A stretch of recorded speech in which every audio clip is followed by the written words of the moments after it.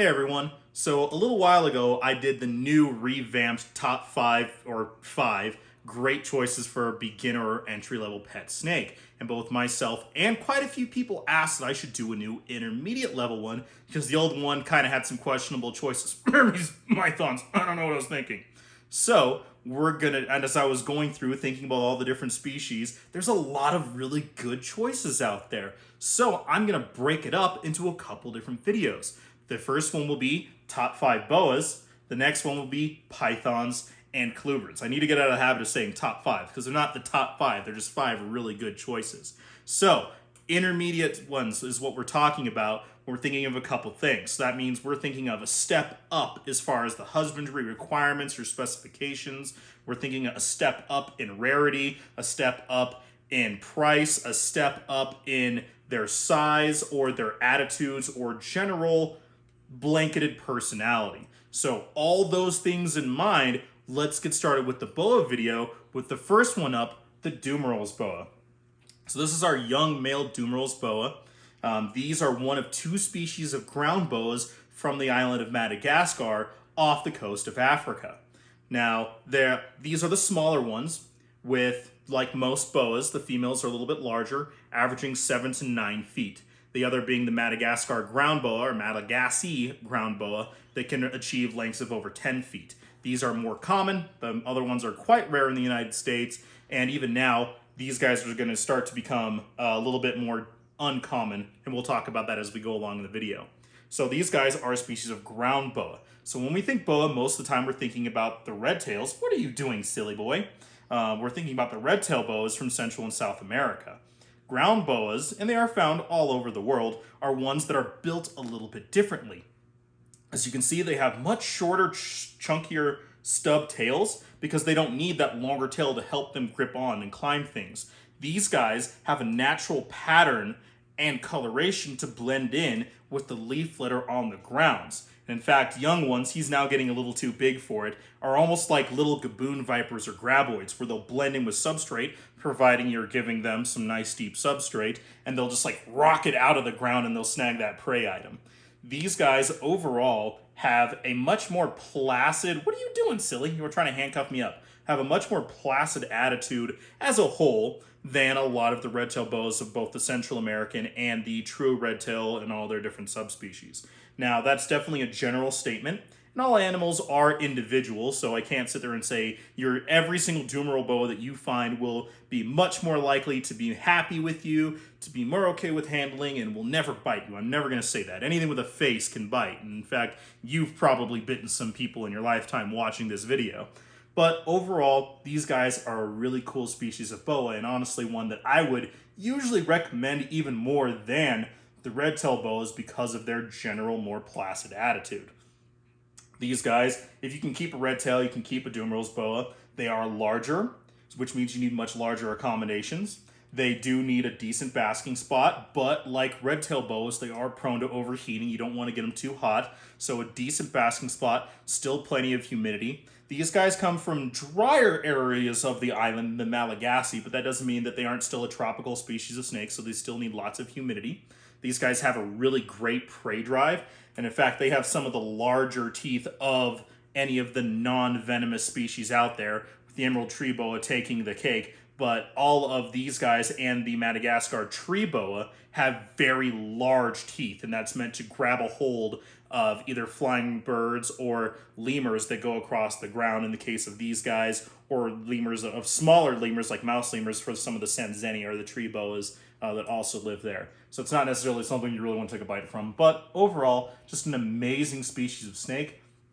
These guys have gotten very popular over the last couple years, like from 2019, 2020 and onward, for a couple of reasons. Number one, we're not really going to get these guys anymore wild caught from Madagascar. Madagascar could be a whole video talking about how messed up that place is because of deforestation and poaching and everything like that. But the other reason why, similar to the Mexican black king snakes, as much as we don't like to give credit to some different people, several of the more prominent reptile YouTubers talked about these guys in a lot for a few videos for several months, which got these guys going. That's kind of what happened with Mexican black king snakes, where they jumped in price from like $60 in some cases I was seeing them go for close to $300 at one point, and these guys have also doubled, if not gotten close to tripled in price. And we'll probably see that continue to grow, just maybe not as rapid of a pace.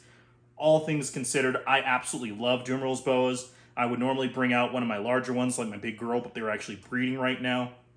Our older boy, James, has been not the best breeder for his entire life, like the 10 years that I've had them on and off. So that's why we decided to get this little boy here, who we're hoping will be the James is the problem, not Lily. So we'll get some younger blood, but we're going to see how we're going. We're seeing some good promising locks from them this one is a more uncommon species, and you've actually probably seen a morph of it pop up on the internet every once in a while over the last few years, and that's the Dominican Red Mountain Boa.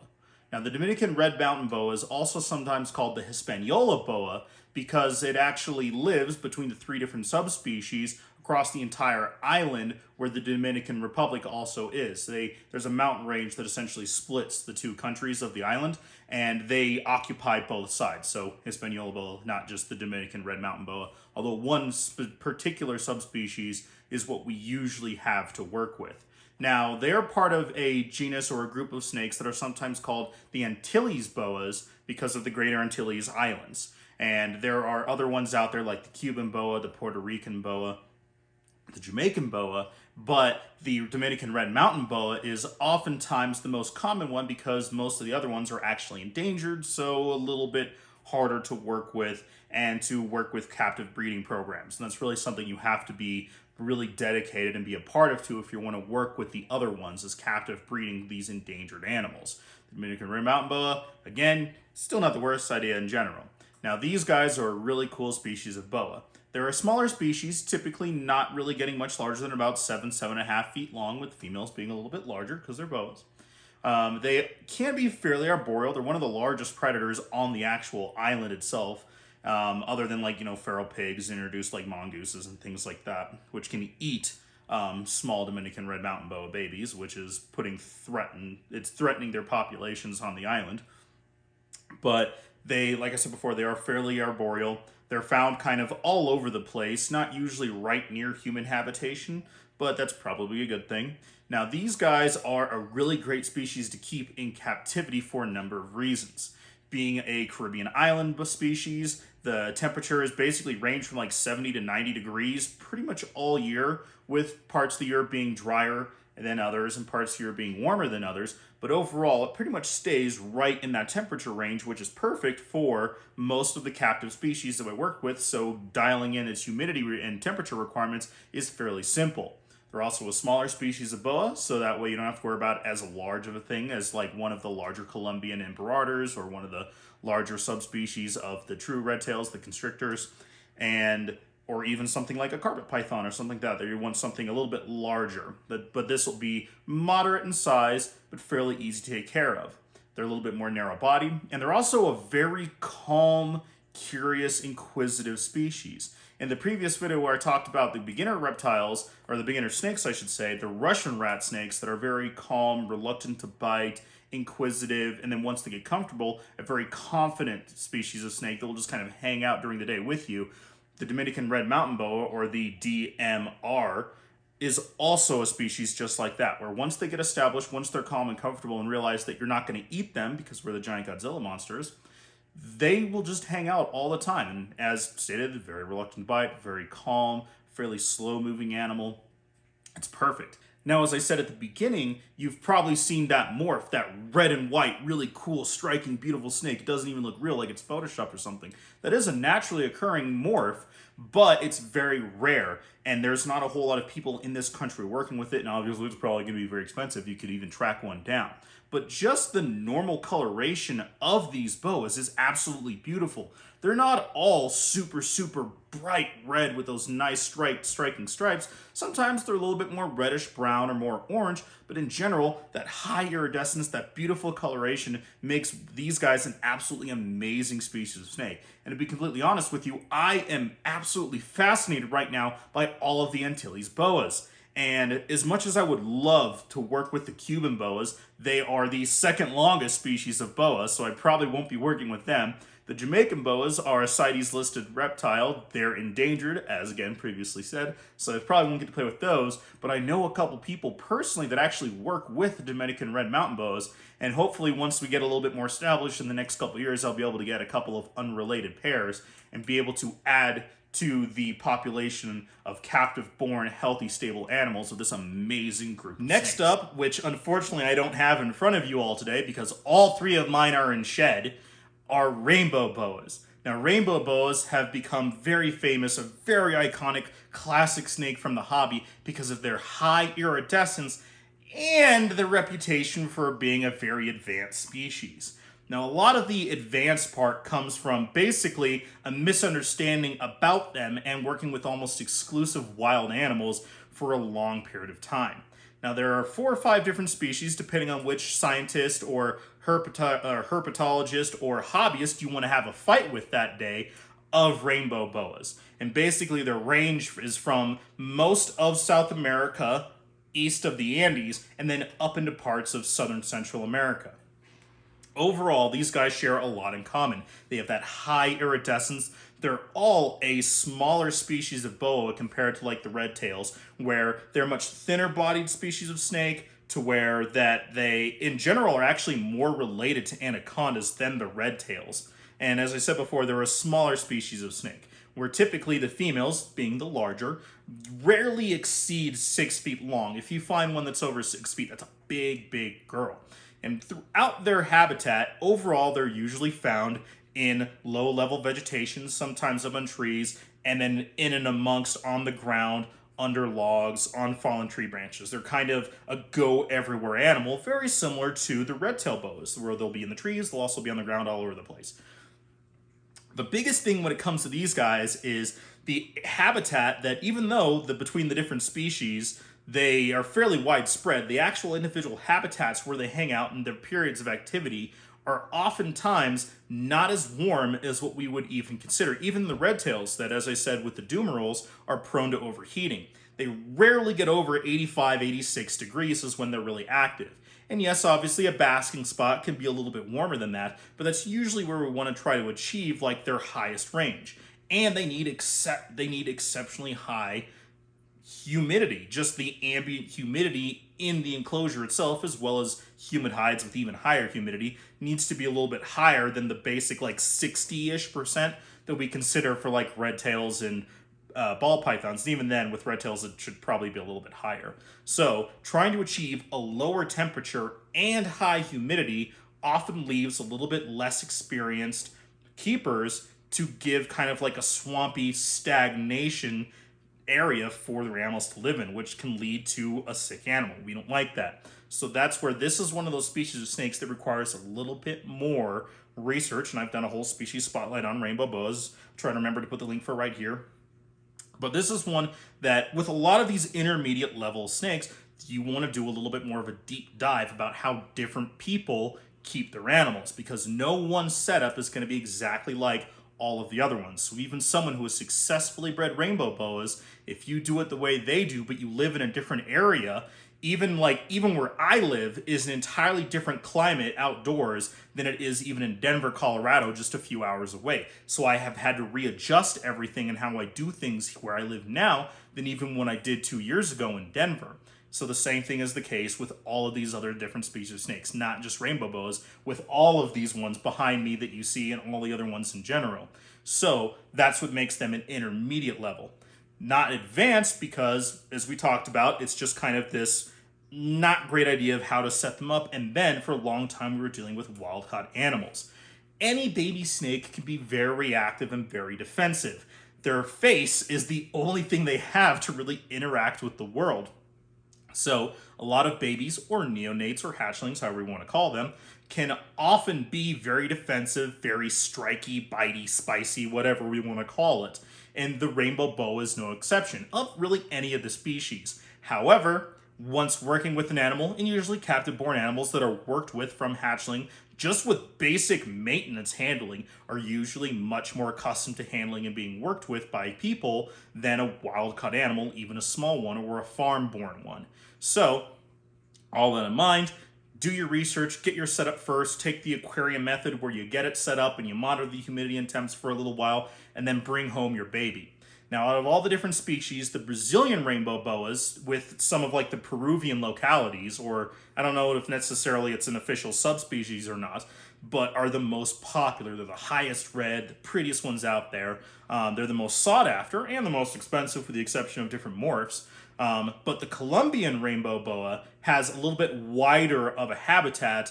Therefore, as a general rule, they are considered to be a little bit more stable and a little bit more hardy than the Brazilians or the Argentinians or the other one whose name I can't quite remember at the moment. So that's where you see a lot of people say you should get a Colombian and then a Brazilian.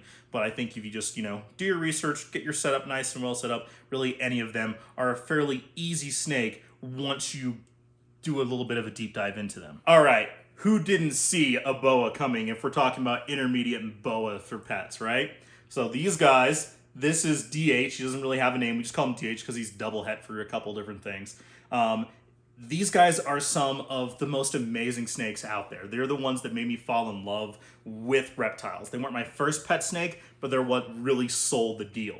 These guys have been a staple in the hobby for decades and decades and decades. There's pictures of these guys for like traveling circuses and shows going back down to like the 20s and 30s, for goodness sakes. Now, when we're talking about these guys, I'm mostly talking about imperators and constrictors. There's a couple other ones out there, but for the most part, I'm talking about the boa imperator or the common boa, and then the boa constrictor, the true red-tailed boa. Now, in the imperators, they were technically separated out from the constrictors decades ago, but a lot of times they're still called BCI or boa constrictor imperator. They're actually their own species. The boa constrictors have 6 or 7, again, depending on who you want to argue with. Different subspecies like the Argentinians, the Longicatas, the Bolivian shorttails. Where are you going, DH? The imperators really only have one other subspecies. That's the sabage. I think I pronounced that correctly. That's the Pearl Island boa. And then there are a bunch of other different localities. And then there are a couple other smaller boa species in there as well. Now, between them, over this vast extending range from basically southern Mexico all the way down into parts of southern South America, like the Argentinian boa, Argentina, very southern part of South America. It's very widespread range, and there's a lot of variation when it comes to these animals. The smallest of which generally are the Central American or Southern Mexican boas, like the Tarahuma mountain boas, and then the largest ones are different subspecies of the true red tails, like the Argentinian boas that average the longest, and there are definitely some big Guyanas and Peruvians, and even some of these guys, the Colombian variety of the imperators, can often exceed lengths of 9-10 feet long, the longest of which have gotten over 12 feet, or the smallest, like the Tarahuma Mountains and the Nicaraguans, average less than 5. So a good variation in size depending on what you want to get into where it comes to the size of your pet snake. Because the biggest reason why I say that boas are more of an intermediate one is because of how large they get and their prey response being a larger snake. Now, all boas of the imperators and constrictors can be fairly arboreal. They do like to climb, as you can obviously tell right here. So when we think about keeping them, we also want to make sure we think about giving them a little bit of height, a perch, a climb, a little shelf or something for them to get onto. These guys will actively, even throughout their lives, even the very large adults will be up into the lower parts of the canopy looking for food as well as on the ground. And obviously there's some variation with there being not nearly as many tall trees in parts of like the Tarahuma mountain range where those ones are found. Overall, these guys are a fairly bulletproof species of snake. They can be very prone to overheating, so you want to make sure that you don't let them get too hot. I keep these guys a few degrees cooler than I do my ball pythons, and I've never had any health issues when it comes to these guys as far as that basic husbandry goes. They are a subtropical snake in general. What are you doing, silly boy?